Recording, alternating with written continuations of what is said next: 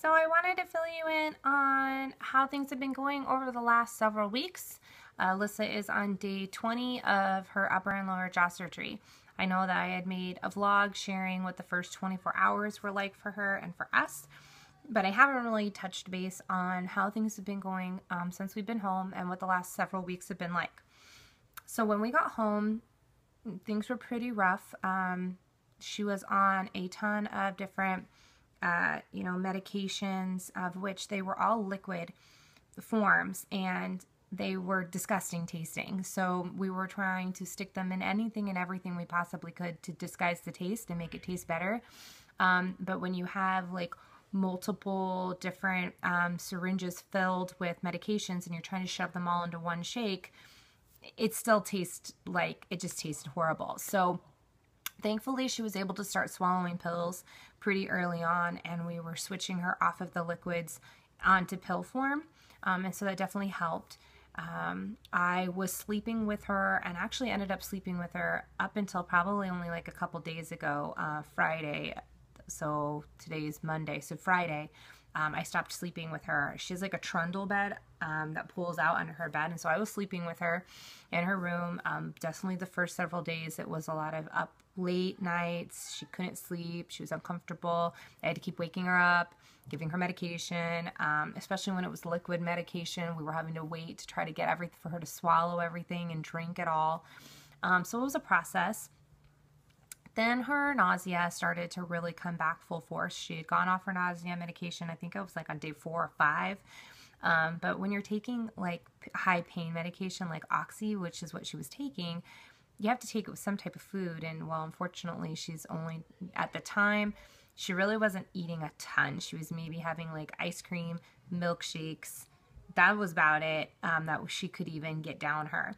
So we had to get her back on anti-nausea medication because for like 2 days, she was having horrible panic attacks. For like 2 days straight, she was just anxious and panic attacks and just feeling horrible. And so I was rubbing her back, rubbing her feet, rubbing, her shoulders, her neck, putting cold washcloths all over her body to try to like help calm her down. And so finally, we got the go-ahead to put her on more anti-nausea medication, and that made everything so much better. It completely changed her attitude because she was just absolutely miserable for like 2 days. It was pretty bad. Once that kind of winded down, pain-wise, it's not like she's been in a ton of pain. She's still very numb, actually, and a lot of different areas in her mouth are numb. So she doesn't feel like, she's sore and she has pain, don't get me wrong, and she's had to stay on medication for a long time, but not like what I think what I thought she was going to be in pain. It hasn't been like horrible pain. It's just making sure that I've stayed on top of medication to make sure that it doesn't get way out of hand. But thankfully now on day 20, she's really only taking some ibuprofen in the morning and then ibuprofen sometimes mixed with a little bit more Oxy at night. And we're weaning her down off of that. She's doing really good. Food-wise, she's being able to eat a little bit more, but she's still on a liquid soft food diet. That's probably been the hardest part for her.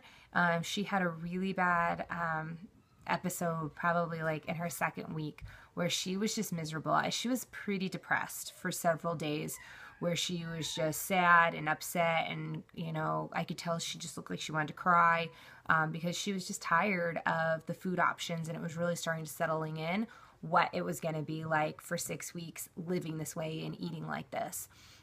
She's doing somewhat better now that we've talked about it. She went and saw her therapist and we talked about it with her, and she's doing better, and we're trying to be more creative with foods, so that's helping. The issue right now is that she's still pretty swollen, and she's feeling very tired and gets exhausted really easily. This is, obviously a pretty major surgery, and her body's really trying to heal from it.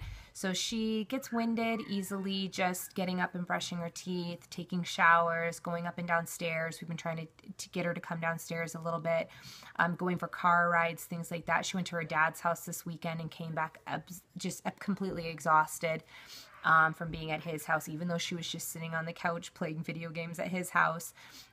It was just it's a lot on her. So we decided that this week was kind of that trial week of maybe she could go back and maybe not.